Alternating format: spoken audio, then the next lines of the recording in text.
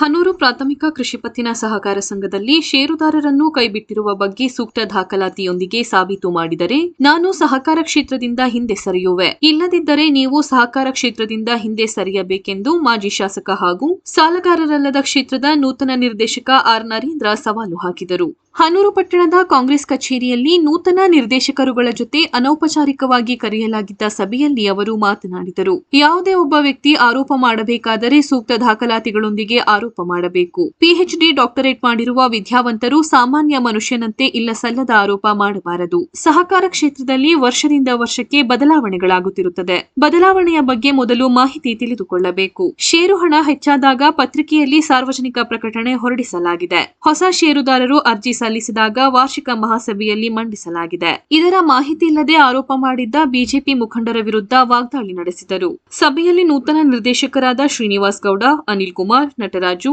ತಾಲೂಕು ಒಕ್ಕಲಿಗರ ಸಂಘದ ಅಧ್ಯಕ್ಷ ಕೆಸಿ ಮಾದೇಶ್, ಪಟ್ಟಣ ಪಂಚಾಯಿತಿ ಸದಸ್ಯರಾದ ಗಿರೀಶ್, ಹರೀಶ್, ಸುದೇಶ್, ಬಸವರಾಜು, ಮುಖಂಡರಾದ ಮಲ್ಲುಸ್ವಾಮಿ, ಅಂಕರಾಜು ಸೇರಿದಂತೆ ಇನ್ನಿತರರು ಹಾಜರಿದ್ದರು. ಒಂದು ವರ್ಷ ಹಿಂದೆ, ಯಾಕಂದ್ರೆ ಯಾರೇ ಮತದಾರರಾಗಬೇಕಾದ್ರೆ ಒಂದು ವರ್ಷದೊಳಗೆ ಹಿಂದೆ ಅವರು ದುಡ್ಡು ಕಟ್ಟಿರಬೇಕು. ಈಗ 5 ತಿಂಗಳು 6 ತಿಂಗಳು ದುಡ್ಡು ಕಟ್ತಾರೋ 245 ಜನ ಕಟ್ತಾರೋ. ಅಕಸ್ಮಾತ್ ಯಾರು ನಾನು ದುಡ್ಡು ಕಟ್ಟಕ್ಕೆ ಹೋಗಿದ್ದೆ, ನಾನು ಸೇರ್ ತಗೊಂಡಿಲ್ಲ ಅಂತ ಯಾರು ದಾಖಲಾತಿ ಇದ್ರೆ ಅದನ್ನ ರಾಜು ಮಾಡಲಿ. ಎಲ್ಲ ಸೇರಿ ಆ ಹೊಸ ಷೇರುದಾರರು, ಹಳೆ ಷೇರುದಾರರ ಪೈಕಿ ಉಳ್ಕೊಂಡಿದ್ದವರು 30 ಜನ ಹೆಚ್ಚುವರಿ ಕಟ್ಟರು, ಮತ್ತು ಹೆಚ್ಚುವರಿ 245 ಜನ ಶೇರ್ ಕಟ್ಟರು. ಒಟ್ಟು 275 ಷೇರುದಾರ. 300 ಜನ ಕೈ ಬಿಟ್ಟು ಏನು ಕೈ ಬಿಟ್ಟಿದ್ದೀವಿ? ಕೈ ಬಿಟ್ಟಿಲ್ಲ, ಸಾಲ ತಗೊಂಡಿರಂತ ಅವ್ರು 300 ಜನ ಸಾಲ ತಗೊಂಡು ಹೋಗಿ ಅವ್ರು ಅಲ್ಲಿಂದ ಇಲ್ಲಿಂದ ಅಲ್ಲಿ ಜಂಪ್ ಆದ್ರು, ಕೈ ಬಿಟ್ಟಿಲ್ಲ. ಅದನ್ನ ಅವ್ರು ಅರ್ಥ ಮಾಡ್ಕೋಬೇಕು. ಒಂದು, ಇವರು ಸರ್ವಾಧಿಕಾರಿಯಾಗಿ ನಾನು ಮಾಡಿದ್ರೆ, ಏಕಪಕ್ಷವಾಗಿ ನಾನು ಮಾಡಿದ್ರೆ 22 ಸೊಸೈಟಿ 23 ಸೊಸೈಟಿ ಬಂದಿದ್ದು. ಈಗ ನಾನು ಕಳೆದ 2 ವರ್ಷದ ಈಚೆಗೆ ಹೊಸ ಸೊಸೈಟಿಗಳು ಗ್ರಾಮ ಪಂಚಾಯತ್ ನನ್ನ ನಿರ್ಮಿತು. ಇದನ್ನ ನಾನು ಹಿಂದೆ ಕೋಆಪರೇಟಿವ್ ಮಿನಿಸ್ಟರ್ ಸೋಮಶೇಖರ್ ಇದ್ದಾಗ, ಅಪೇಕ್ಷ ಬ್ಯಾಂಕ್ ರಾಜಣ್ಣವರಿದ್ದಾಗ ನಾವೇ ಕೂತು ತೀರ್ಮಾನ ಮಾಡಿದಂಥ ತೀರ್ಮಾನ ಏನಂತಂದ್ರೆ 3-4 ಗ್ರಾಮ ಪಂಚಾಯತಿಗೆ ಒಂದು ಸೊಸೈಟಿ ಇದೆ, ದೂರ ಆಗ್ತದೆ, ಜೊತೆಗೆ ರೈತರ ಸಂಖ್ಯೆ ಒಂದು ಸೊಸೈಟಿಗಳು ಜಾಸ್ತಿ ಆಗ್ತದೆ, ಅಲ್ಲಿ ಆಡಳಿತ ಮಾಡೋಕ್ಕೆ ಕಷ್ಟ ಆಗ್ತದೆ, ಸ್ಟಾಫ್ಗೆ ಮೇಂಟೈನ್ ಮಾಡೋಕ್ಕೆ ಕಷ್ಟ ಆಗ್ತದೆ. ಅದರಿಂದ ಪ್ರತಿ ಒಂದು ಇಡೀ ಕರ್ನಾಟಕದಾದ್ಯಂತ ಪ್ರತಿ ಒಂದು ಗ್ರಾಮ ಪಂಚಾಯತಿಗೆ ಒಂದು ಹೊಸ ಸೊಸೈಟಿ ಆಗಬೇಕು ಅಂತ ಮಾಡಿದವರು ನಾವೇ. ಅದರಂತೆ ನಮ್ಮಲ್ಲಿ ಹೊನ್ನಚ್ಚಿನಲ್ಲಾಗಿದೆ, ಮರಿಸ್ಬೆಟ್ಟ ಆಗಿದೆ, ಗೊಪ್ಪಿರಂತ ಆಗಿದೆ, ಪಾಳ್ಯದಲ್ಲಾಗಿದೆ, ಸ್ಪೇರಲ್ಲಿ ಬಿಸ್ಬಿಟ್ ಇದೆ, ಕೋಟಲ್ಲಿದೆ. ಅಲ್ಲಿಂದ ಮತ್ತಂದ್ರೆ ಬೈಲೂರಲ್ಲಾಯ್ತು, ಪಿಜಿ ಪಳ್ಳ್ಯದಲ್ಲಾಯ್ತು, ಉದ್ದೂರಲ್ಲಾಯ್ತು, ಹೊಸ ಸೊಸೈಟಿಗಳು. ಶಾಖದಲ್ಲಾಯ್ತು, ಲೊಕ್ಕನಹಳ್ಳಿನಲ್ಲಾಯ್ತು, ತೆರಿಗೆರೆ ಪಂಚಾಯತಿನಲ್ಲಾಯ್ತು, ಈಗ ಮಂಗಲ ಪಂಚಾಯತಿಲಾಯ್ತು. ಅಂದರೆ ಇನ್ನೂ ಅವರು ಎಲ್ಲ ಬೋರ್ಡ್ ರೆಸಲ್ಯೂಷನ್ ಆಗಿದೆ. ಇನ್ನೂ ಕೂಡ ಎಲೆಕ್ಷನ್ ಬಂದಿರೋದ್ರಿಂದ ಅವ್ರು ವಹಿವಾಟು ನಡೆಸ್ತಿಲ್ಲ. ಒಂದು ಸರಿ ಸಾಲ ತಗೊಂಡು ವಹಿವಾಟು ಬಂದ ಮೇಲೆ ಆಮೇಲೆ ಅವ್ರದ್ದು ಬೋರ್ಡ್ ಬರ್ತದೆ. ಅಂದರೆ ನಮ್ದು ಕೊತ್ತನೂರು ಪಂಚಾಯತಿ ಒಂದು,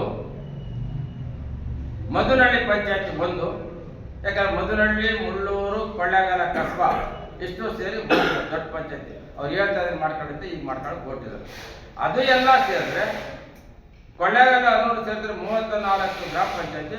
34 ಗ್ರಾಮ ಪಂಚಾಯತಿ, 2 ಗ್ರಾಮ ಪಂಚಾಯತಿ ಬಿಟ್ರೆ ಇನ್ನೆಲ್ಲವೂ ಕೂಡ ಹೊಸ ಸೊಸೈಟಿ ಮಾಡ್ತೀನಿ. ಇದು ನಾನು ಮಾಡಿರ್ತಕ್ಕಂಥದ್ದು. ಇದರಿಂದ ಲಾಭ ಏನು ಅಂತ ನೀವು ಕೇಳ್ಬೋದು. ಒಂದು ಹೊಸ ಸೊಸೈಟಿ ಆದ ತಕ್ಷಣ ಹಳೆ ಸೊಸೈಟಿಯಲ್ಲಿ ಅವ್ರು ಯಾವ ಒಂದು ಸೊಸೈಟಿ ಇದ್ರು ಆ ಶೇರ್ ಅಲ್ಲಿಗೆ ಟ್ರಾನ್ಸ್ಫರ್ ಆಗ್ತದೆ. ಮತ್ತೆ ಉಳಿದಂಥವ್ರು ಜಾಸ್ತಿ ಇನ್ನಷ್ಟು ಜನ ಶೇರ್ ತಗೊಂಡು ಇನ್ನು ಹೊಸ ಷೇರುದಾರರಿಗೆ ಅವಕಾಶ ಆಗ್ತದೆ. ಹೊಸ ಷೇರುದಾರರಿಗೆ ಯಾವಾಗ ಅವಕಾಶ? ಒಂದು ಸೊಸೈಟಿ ಆಯ್ತು ಅಂದಾಗ 1,000 ರೈತರಿಗೆ ಹೆಚ್ಚುವರಿ ಅನುಕೂಲ. ಅದರಿಂದ ಹೊಸ ಸೊಸೈಟಿಗಳು ಆಗಬೇಕು ಅಂತ ಮಾಡುತ್ತಾರೆ. ಆ ಥರ ನಾವು ಏಕಪಕ್ಷವಾಗಿ ನಾನು ಮಾಡೋದಾಗಿದ್ರೆ ಇವತ್ತು ಬಿಜೆಪಿಲಿ ಇರ್ತಕ್ಕಂಥವ್ರು ಇವತ್ತು ಅಧ್ಯಕ್ಷರಾಗಿದ್ದಾರೆ ಸೊಸೈಟಿಗಳಲ್ಲಿ, JDS ಅಲ್ಲಿ ಇದ್ದಂಥವ್ರು ಇವತ್ತು ಅಧ್ಯಕ್ಷರಾಗಿದ್ದಾರೆ. ಮೊನ್ನೆ ಕೊಳ್ಳೇಗಾಲದಲ್ಲಿ ನಡೆದಂಥ ಚುನಾವಣೆಯಲ್ಲಿ 2 ಗುಂಪು ಸ್ಪರ್ಧೆ ಮಾಡಿದ್ರು. 2 ಗುಂಪಿನವರು ಕಾಂಗ್ರೆಸ್ನವರು ಜಾಸ್ತಿ ಇದ್ರು. ಆದರೆ ನಾನು 2 ಗುಂಪಿನವರು ನನ್ನ ಹತ್ರ ಬಂದರು. 2 ಗುಂಪಿನಿಂದ ಒಬ್ಬನ ಆಯ್ಕೆ ಮಾಡಿದೆ. ನಾನು ಪಕ್ಷಾಂತ ಮಾಡೋದಾಗಿದ್ರೆ ನಾನು ಕಾಂಗ್ರೆಸ್ನವರು ಜಾಸ್ತಿ ಗೆದ್ದಿದ್ರು. ಅಲ್ಲಿ 12ಕ್ಕೆ 8 ಜನ ಕಾಂಗ್ರೆಸ್ನವ್ರು ಗೆದ್ದಿರು, ಸೂಪರ್ವೈಸರ್ ಇತ್ತು 9 ಇತ್ತು. ನಾನು ಕಾಂಗ್ರೆಸ್ನವನ್ನೇ ಮಾಡ್ಬೋದಾಯ್ತು ನಾವು. ಆದರೆ ಇದು ಪಕ್ಷ ತರಲ್ಲ ಅಂತ ಮುಂದಿನ ನಿಲ್ವಿದೆಯಲ್ಲ, ಆ ನಿಲುವಿಗೋಸ್ಕರ ಬಾಲರಾಜನ ಪಟ್ಟ ಶಿಷ್ಯ ಬಿಜೆಪಿಲಿ ಇರ್ತಕ್ಕಂಥವ್ರು ಈಗ 10 ವರ್ಷದಿಂದ ಮಧುರಳ್ಳಿಯವರು ರಮೇಶ್ ಅಂತ ಅವರು ಇವತ್ತು ಅಧ್ಯಕ್ಷ ಮಾಡಿದ್ದೀನಿ ನಾನು. ಅವರು ಅಧ್ಯಕ್ಷ ಆದ್ಮೇಲೆ ಸ್ಟೇಟ್ಮೆಂಟ್ ಕೊಡ್ತಿರೋದು ನೀವು ಗಮನಿಸಬೇಕು. ಪತ್ರಿಕೆ ಹೇಳಿಕೆನ ನಮಗೆ ನರೇಂದ್ರ ಅವ್ರ ಮಾರ್ಗದರ್ಶನ ಇದೆ, ಅವರು ನನಗೆ ಅಧ್ಯಕ್ಷರಾಗಿ ಸಹಾಯ ಮಾಡಿದ್ರು. ನಾನು ಪಕ್ಷ ಮಾಡೋದಾದ್ರೆ ನೀವು ಬಿಜೆಪಿಯಲ್ಲಿ ಯಾಕೆ ಸ್ವಾಮಿ ನಾನು ಅಧ್ಯಕ್ಷ ಮಾಡ್ತಿದ್ದೆ, ನಾನು ಕಾಂಗ್ರೆಸ್ನ ಮಾಡ್ಕೊತಿದ್ದೆ ನಾನು. ಇದು ಸುಳ್ಳು ಆರೋಪ ಒಂದು. ಮತ್ತೆ ನೀವು ಈ ಸರಿನೂ ಚುನಾವಣೆ ಮಾಡಿದ್ರೆ ಗೆದ್ದರೆ ಅದರೆಲ್ಲ 5 ಗೆಲ್ಲ ಚಾನ್ಸ್ ಇಲ್ಲ. ಅವರು ಬೇರೆ ಏನೆಲ್ಲ ಕಾರಣಗಳಾಯಿತು, ನಾವು ಸರಿಯಾಗಿ ನಂದು ನೋಡ್ಕೊಳಕ್ಕಾಯ್ತು, ಬೇರೆ ಯಾವುದು ಗಮನಿಸೋಕ್ಕಾಗಲ್ಲ. ಇವರು ಕ್ಯಾಂಡಿಡೇಟ್ ಸೆಲೆಕ್ಷನ್ ಮಾಡೋದಕ್ಕಾಗಲಿ, ಕ್ಯಾನ್ವಸ್ಕಾಗಲಿ ನಾನು ಯಾವುದಕ್ಕೂ ಇನ್ವಾಲ್ವ್ ಮಾಡೋಕ್ಕಾಗಲಿಲ್ಲ. ಹಾಗಾಗಿ ನೀವು ಐದು ನಿಜ.